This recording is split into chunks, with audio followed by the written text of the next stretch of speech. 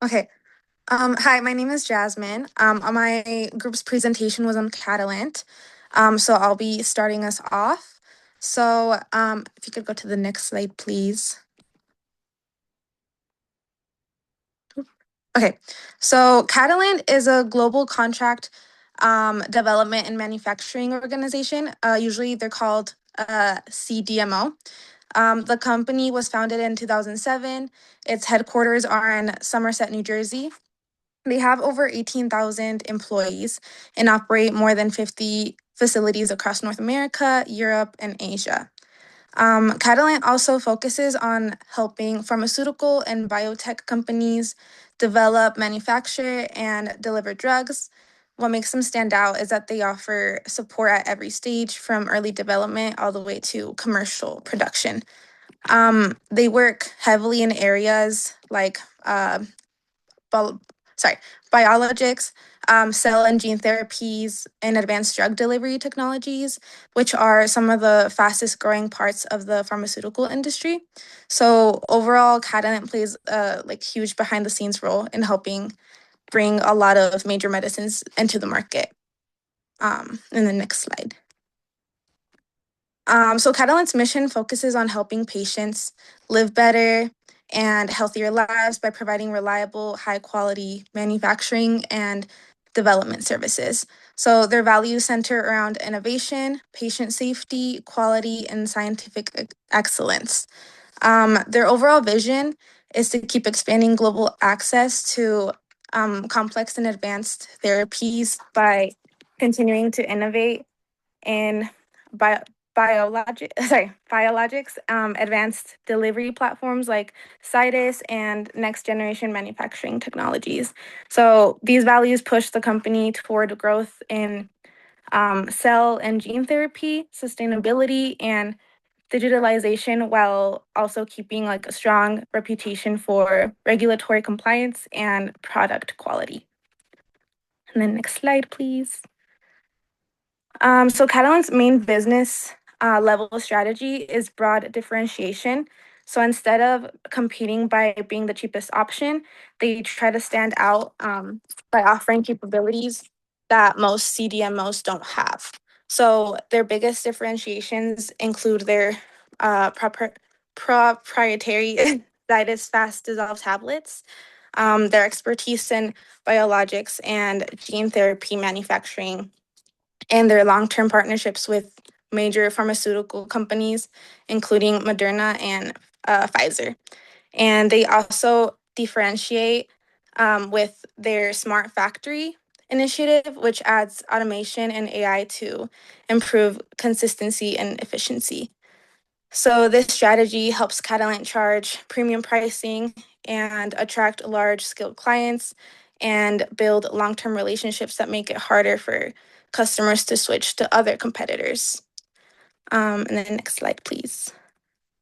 So at the corporate level, Catalent uses a few different strategies. So they have moderate vertical integration, meaning they support multiple stages of the pharmaceutical value chain, like development, testing, formulation, and commercial manufacturing, but they don't fully produce their own drugs. And they also use related diversification. They're involved in biologics, gene therapy, cell therapy, small molecules, and advanced delivery systems, but all of these areas connect back to their pharmaceutical development.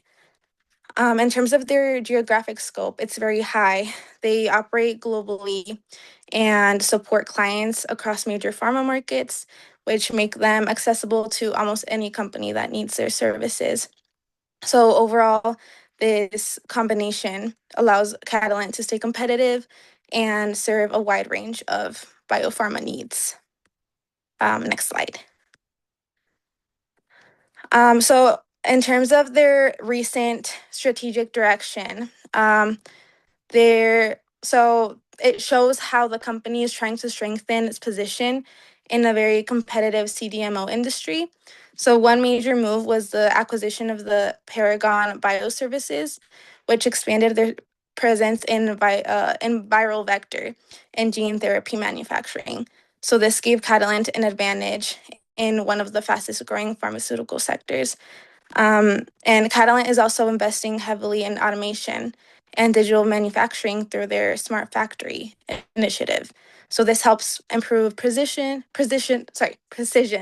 reduce errors, and support large-scale biologics production, which is essential for staying competitive against companies like Lonza and Thermo Fisher. And then another important direction is their sustainability goal to reach net zero emissions by 2030. So this is becoming a key expectation in the pharmaceutical industry, especially as clients prioritize ESG performance. So these strategic moves set the foundation for deeper analysis in the rest of the presentation, especially when it comes to Catalent's long-term competitiveness and global position and their ability to innovate. And then next slide. So next, Amanda will be talking about Catalent's performance analysis and their financial storytelling. Hi, I'm Amanda.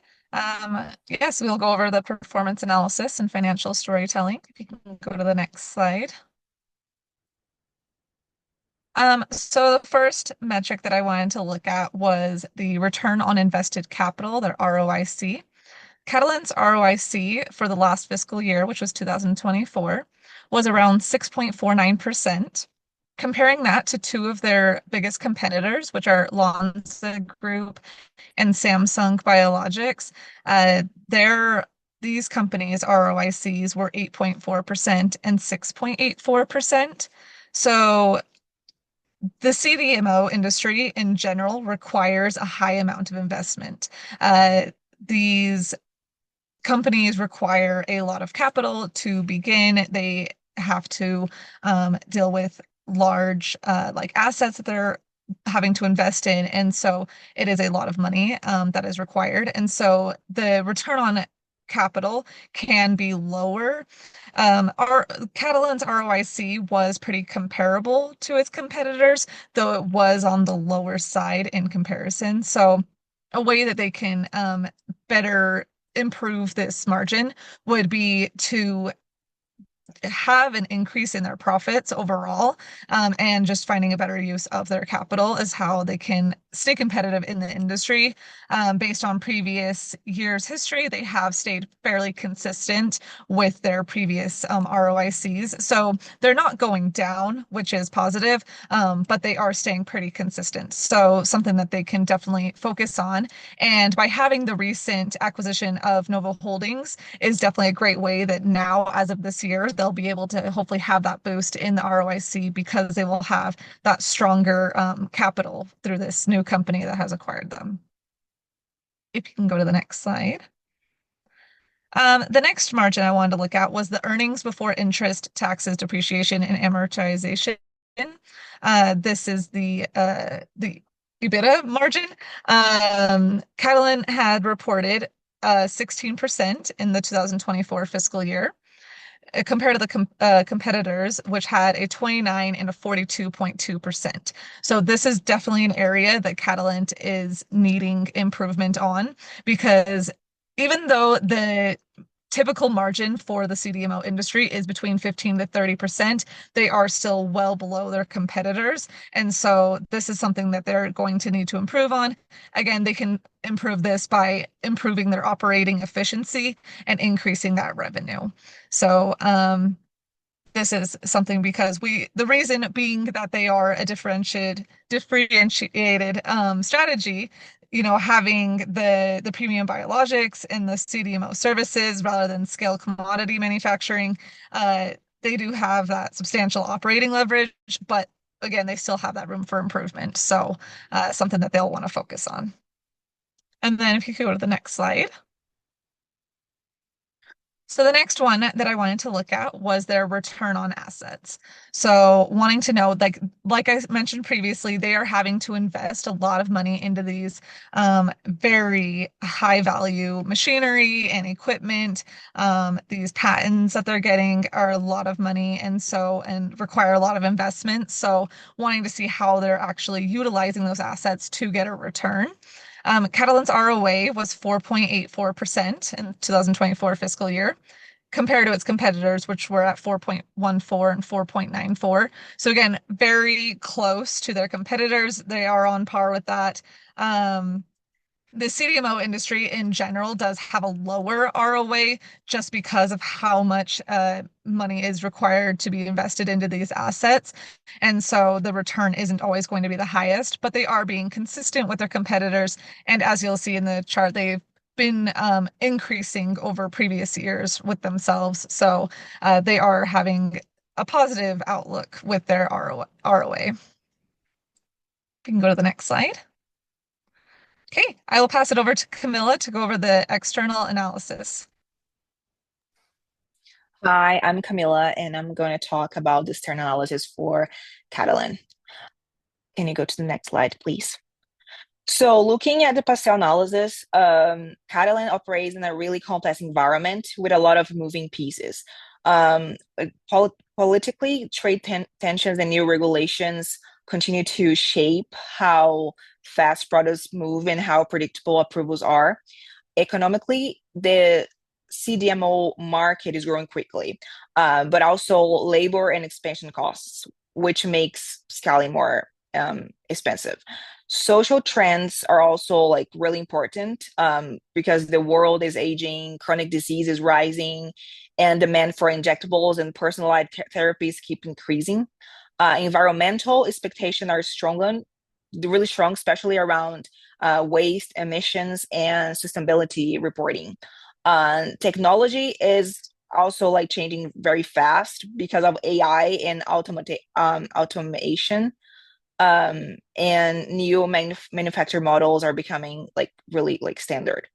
And legally, Catalan has to keep up with like constant FDA and AMA updates, like data rules and complexities around IP protections. So all of these shapes how like can be really like compete with like the company. Can you go to the next slide, please? Um, oh yeah, this is like the things that I already talked, the environmental, technological, and legal. Can you go to the next one? Yeah, the threat and opportunities. So when we look at the threats, the biggest challenges are regulatory complexity, supply chain uncertainty, and the shortage of specialized biotech talent. These issues can slow down projects and increase overall costs. So another major challenge is the cost of expanding facilities, since interest rates are still getting like really high. But like on the other hand, there are really great opportunities as well, like demand for biologics, GLP-1 injectables, and advanced therapies keep like climbing. So this is like really a really good opportunity for them. So new technologies like AI, automation, like I said like before, can also like manufacture faster and more reliable. So there's a really strong government support for expanding domestic production. So all of these trends can create like um, good like standards for Catalan. Um, and can you go to the next slide, please? So now looking for the Porter-Spice forces, competition in the CDMO industry is really intense because like a lot of global players are fighting for the same clients and trying to escalate their capabilities. Supplier power is also really important because many of the materials used in biologics production came from a small number of vendors. But buyer power is really high. So pharmaceutical companies have the leverage and speed, precision, and reliability. So while it's not easy to enter the industry due to the high costs and the regulation, the growth in biologic still attracts new companies. And that makes like some room for massive investment. Can you go to the next slide, please? And now, like the takeaways, this is like the three ones that I just wrote down. It's just the market is attractive and is still growing, especially for biologics and advanced therapies.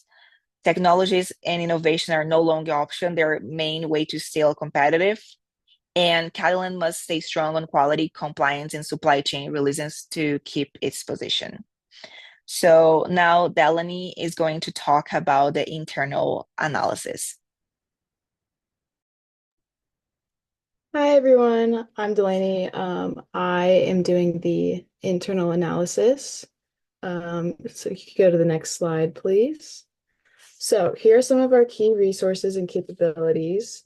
These are resources that are they like check all the boxes for the VRIO model. So we got patented drug deliveries, biologics and viral vector facilities, some global regulatory expertise just from them being in the industry for a super long time and just having that experience.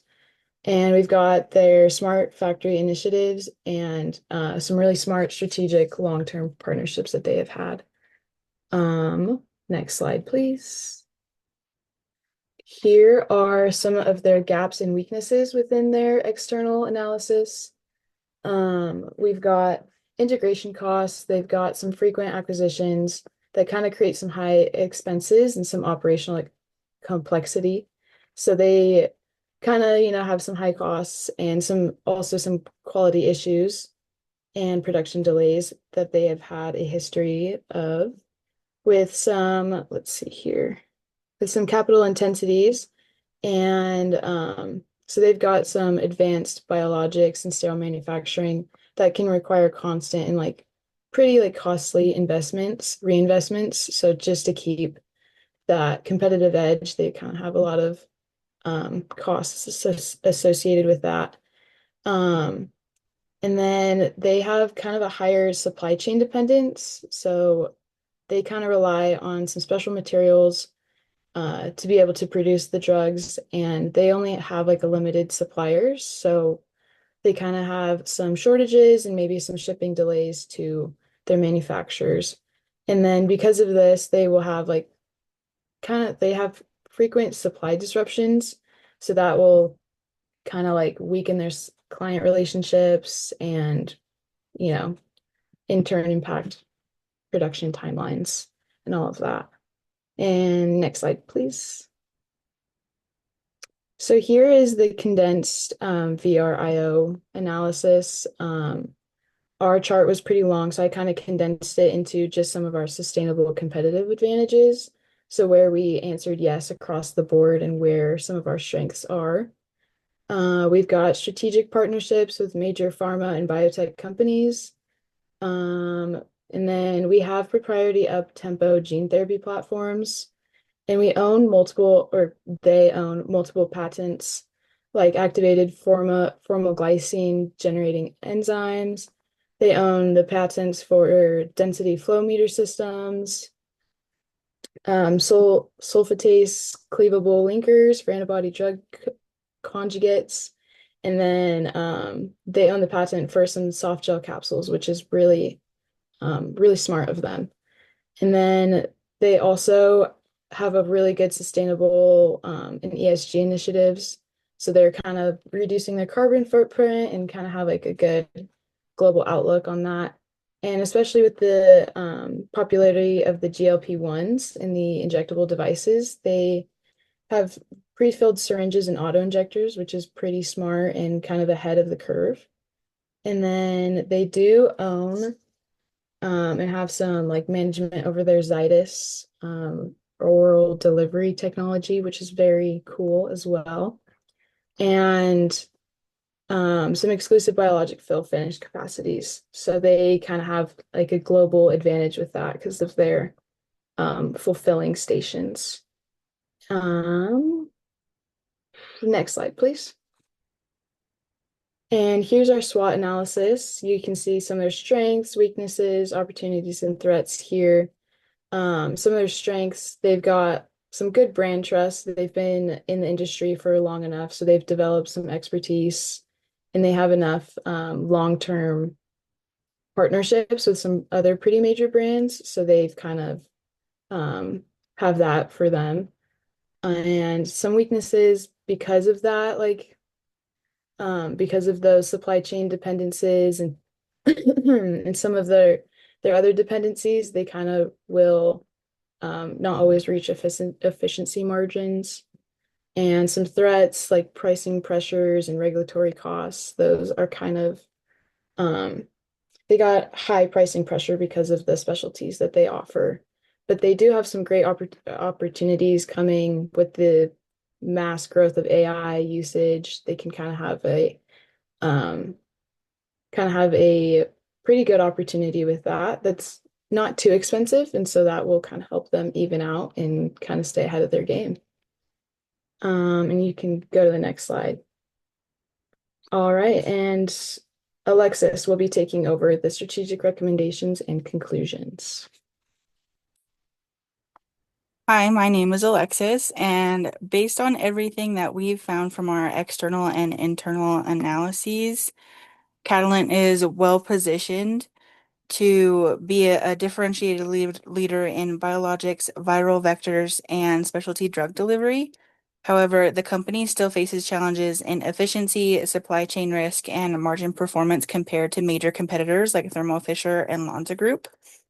To strengthen Catalent's competitive position, we have developed 3 strategic recommendations. These are initiatives that build on Catalent's strengths while addressing the weaknesses we identified in the VIRO and SWOT analyses. The first recommendation is controlled backward integration, targeting critical raw materials, and specifically plasmids, viral vectors, and single-use bioprocessing components. Right now, Catalent is exposed to supply chain disruptions and relies on a small group of specialized suppliers. Not only will this create operational delays, but it can also create costs and lengthen lead times for clients. By acquiring or forming more joint ventures with smaller specialized suppliers, Catalent can control the inputs needed for biologics and gene therapy manufacturing. This not only reduces risk, but also increases operational control and improves their turnaround time and strengthens Catalent's differentiation strategy by guaranteeing reliability within high-value projects. The second opportunity is to expand forward integration through regulatory and commercial support services. This would focus on a commercial readiness service. Catalent already has in-depth regulatory experience across 50 jurisdictions. And so by transforming this expertise into formalized consulting service, Catalent can help clients navigate regulatory submissions, filing strategies, and early commercialization planning. This can strengthen client relationships and improve switching costs in Catalent's favor and position the company as a true end-to-end partner from development all the way to the launch. The final recommendation for Catalent's expansion is to build on their Smart Factory initiative by scaling digital transformation across every major site. This includes integration of predictive AI analytics for equipment performance, yield optimization, and real-time batch quality monitoring. Competitors like Thermo Fisher are focusing on investing in automation, and expanding Catalent's Smart Factory strategy will help close the margin gap by improving efficiency and reducing operational errors. This strategy directly addresses Catalent's weakness, including high capital intensity, integration costs, and inconsistent quality, while also positioning Catalent as a technology leader in CDMO manufacturing. In conclusion, our analysis shows that Catalent has a strong foundation in biologics, gene therapy, and advanced drug delivery. The company's differentiated business model, global footprint, and innovation focus position it well in a fast-growing CDMO market. However, our performance and internal analysis revealed key areas that need improvement. The utilization of backward integration, forward integration, and digital marketing manufacturing expansion is intended to strengthen Catalent's competitive advantage while addressing its most pressing weaknesses. Implementing these strategies would help Catalent reduce supply chain vulnerability, increase operational stability and efficiency, improve margins and asset utilization, and deepen long-term client partnerships, and enhance its overall position as a global leader in biologics and advanced therapies. With the right strategic focus, Catalent is in a perfect position not only to maintain its role as a top-tier CDMO, but also expand its leadership in the industry as the industry continues shifting towards complex biologics and next-generation gene therapies. Thank you.